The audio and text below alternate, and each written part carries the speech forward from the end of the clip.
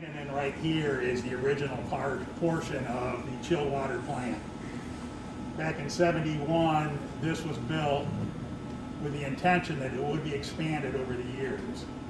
But this would have been the outside wall here, and we have two chillers standing behind me here that are not the original chillers. Used to be two smaller ones, but they've been replaced about 10, 15 years ago. The chillers in the plant here just put out a constant supply of cold water that we refer to as chilled water. And typically we're looking for 45 degree Fahrenheit, 42 degree, even better. But for air conditioning on campus, we've got a lot of large buildings. And for air conditioning in these type of buildings, we circulate cold water to the air handlers where the chilled water coils are. And at that coil, that water does its cooling and dehumidification of the air, and we return that warmed up water back to the plant, back through these chillers, and we've just got this continuous recirculation of chilled water that's used for air conditioning. So when this place was started, across the street at Life Science, two absorbers came out, or chillers came out, and instead of replacing them there, this was started. 5 years later, if you come in here a little bit further, you can look down the length of it here, and you see this is after 3 additions. But each addition that went on, we refer to it as bays. And then within each addition, we have 2 more chillers. So I don't know the whole sequence, it's not necessary to go through it all, but I think Clinical Center was the next building. 2 chillers came out of it, and when it was done, 2 new chillers went in here. And it has more capacity than necessary, and from then tie into another building, and I think back in the mid-'80s, the 3rd bay went in, and then early '90s, the last 2 bays went in at the same time. Originally, when the last 2 bays were added, the very end machine was put in, and one by one over the ensuing few years, by I think mid-2005, around 2000, we have 10 chillers in here for cooling. Most of the machines in here are 1,250 tons of cooling capacity. The middle 3 or 4 have 1,350 tons of cooling capacity. A typical home AC unit has 3 tons of cooling capacity. So we got a lot of cooling capacity with these machines. Look up ahead here, we got 2 lines. They run the whole length of the plant. And that's our supply and return line. Our 45 degree water is heading out in the supply line. Typically it comes back at 55 degrees, just a 10 degree rise. And as it passes through a chiller, it's going to cool it back down to 45, back in the supply line. And like as I touched on earlier, we're just recirculating chilled water.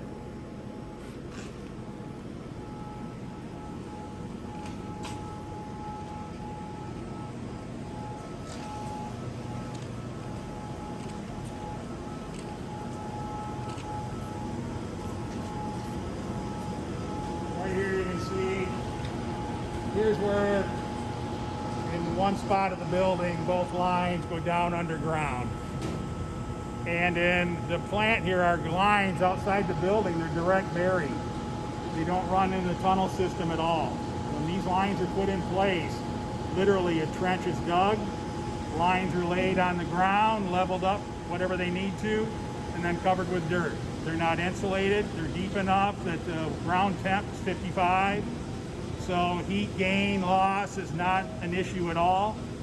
And these do not run in the tunnel system. It happens to be that we had to leave the plant in 2 different places. These lines right here go down underground and head towards the north. At the south end of the plant, similar, 2 lines go down underground and head to the south. We cool about 14 buildings from this plant. 5, 6 to the south, the remainder all to the north. We go about 3 blocks north up to the College of Business. And then Bogue Street used to run straight up to Grand River from here, and now Fribb's in there, and that center section's blocked off. But if you can imagine Bogue Street heading on up, then pretty much the buildings on each side are all tapped in and tied into the chilled water plant here. But it gives us the ability here now that maybe in a light day, cool day, come summertime, 3 or 4 of these machines can cool everything needed. As opposed to if every building had their own set of chillers in it and their own pumps and everything, that's where the dollar savings comes into play. You can more match up the need for a large area from one place. Pumps. We have some pretty large pumps to move water through the system. We refer to these red pumps. You see the red motors here? We got 3 right here. There's a 4th one over on the other side of the aisle. These are referred to as secondary chilled water pumps, but they're the pumps that are used to move water to the north. Each one has a 250 horse motor on it, can move about 5,000 GPMs maximum. They're variable speed, very common now. You have your pumps with VFDs, variable frequency drives on them that operate them, that we can vary the speed of the pump and try to match what's ever necessary for the load at the moment. So typically when this plant starts up, one of these pumps will come on, and their goal is just to maintain a predetermined pressure at the end of the loop. At the College of Business, they're always relaying that differential pressure back to the plant here, to a controller, with the goal of maintaining a 12-pound differential. And as the pump will ramp up in speed and to maintain it through the day, valves at air handlers start to open up more and more, requiring more and more GPM. At some point, one pump at full speed's not enough. A second pump will come on and they'll start running together. And if need be, we'll go to a 3rd pump. But 3 is more than enough, and with a 4th pump, we do have the ability for a backup. Any of these machines, there's a lot of pipes connected to it. They all contain water for one purpose or another. At the substation, those that see it, these machines, they use steam. This is our steam line that comes in to the machine. Sam pointed out traps. They're in this building here. Little trap right up there. At the ends of the machine, we have a set of much bigger traps, all to remove condensate, get it back to the power plant. Otherwise, on this machine, we've got some uninsulated pipes. These carry what we refer to as condenser water through the machine. You might, if you get a video of it later on the roof of the plant here, we have cooling towers all across the roof. There's one tower for every absorber. And a way of thinking of it as chillers are heat removal devices. That warm water that comes back to the machine's actually pulling that heat out of the chilled water. And that cools the chilled water, and it's heading back to the air handler. But now that heat's within the machine, and now we need to get that heat transferred somewhere else to get it out of the machine. And that's what our condenser water does. In a way, it's cooling the chiller. That heat that comes into the chiller from the chilled water is transferred to the condenser water, and that condenser water is carried up to the cooling tower, and up at the cooling tower, there, that heat is rejected to the atmosphere. It's at that point we finally get that heat out of the system. So we have the steam line, water in a vapor form. We have condenser water cooling the chiller. Chilled water line, this one is entering the chiller at the other end of the machine in this section right here, there's another line where it leaves the chiller. Yeah, that's our 3.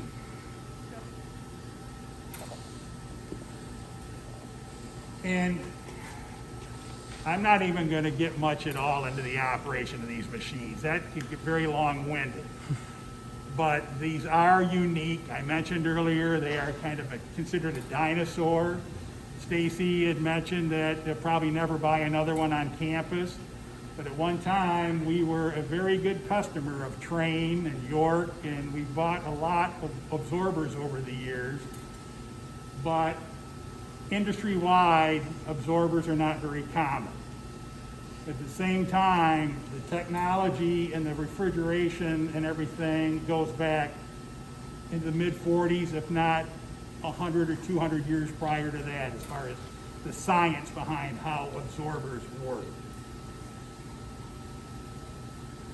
As far as other pumps, I showed the secondary pumps that move water out of the plant. With every absorber, there's going to be a set of pumps. This one right here, the white, is a chilled water pump. And it's actually a primary chilled water pump that moves a constant volume of water through the chiller. The other pump is our condenser water pump that moves a constant volume of water through the chiller up to the cooling tower and then back to the chiller again. This valve right here is where fresh water comes into the system. And this is the valve. We have a float that rides on top of the water that's in here in the summertime when the system's operating. So if this float is always all the way up, the valve's going to be shut off. But as the water level drops, the more it drops, we'll bring in a greater and greater quantity of water. Right here, we're bringing fresh water into the condenser water system all the time. As far as water in the tower, this is the cooling tower. I always think of it as the last stop along the way to where we're going to get the heat out of the system. It's kind of hard to tell from within here, but on each side, we have water that goes up to the top of the tower, kind of the roof of the tower. It comes up this side here. You'll see a vertical pipe come up the center and do a 90 degrees. And above the top of this material here, there are pans up there about so deep. And on this side, half that water is going to be filling those pans across the top of this material. And if you look overhead, you see that round pipe the fan is resting on? It's actually a water line carrying the other half of the water to identical pans on the other side of the tower. And they're filled up. What you can't tell from the inside here, those pans are about 6 feet wide. So this material here is about 6 feet deep to the outside of the tower. These are plastic sheets called fill, F-I-L-L. And the bottom of those pans, as they fill up, there is a series of small holes about finger diameter peppered all along the bottom. And that water starts to fall through those holes. And then they start hitting the top edge of this fill. And they start sheeting out across the fill and just start dribbling down all throughout all this fill on both sides. Now our automatic system here is always monitoring this leaving water temperature. We want it to be 85 degrees for round numbers. If it's warmer than that, it's going to start running this fan above our heads here. And when that fan's running, it's pulling air in through the fill and right straight up out of the tower. So all that moving air that's coming through the fill is going to start cooling this water that falls through here. And it's right here in this fill section is where we lose a lot of it to evaporation.